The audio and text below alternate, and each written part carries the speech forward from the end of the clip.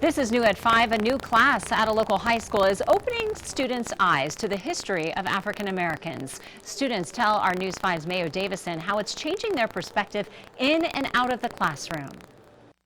What I would like to do today is talk about one of the consequences of this era of the slave revolts. It's a topic that usually isn't discussed in most classrooms. The revolts, even though they were a failure, created this discussion in the United States. But it is here in Rampart High School's new elective, Black History in America. I want to learn about my history and how I came from Africa. The document is anti-slavery.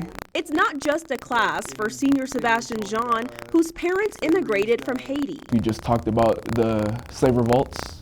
So being Haitian, I got to talk about us being the first major one. Haiti, first of all, will put down struck fear among planters. Lessons that he's been able to share with his parents. It was like the second day of class, I come home, I'm like, Mommy, did you know we had slaves before we came over here? She's like, yeah, of course. In this study of U.S. history, there'd been this part missing. We've always studied like politics, economics, wars, and we're never really studying the people, and especially African-American people. Senior Daniel Ballard took the class last semester to gain a better understanding of history as a whole. This class has allowed me to have more empathy for people's situations. It's a class that's been 2 years in the making, and Nicholas Sarakis pushed to have it Rampart. Curriculum has 3 units. The first one I've titled From Slavery to Freedom. Students will also learn about segregation and the civil rights movement. Black history is not a controversial issue. It should not be threatening to anybody when our young people want to know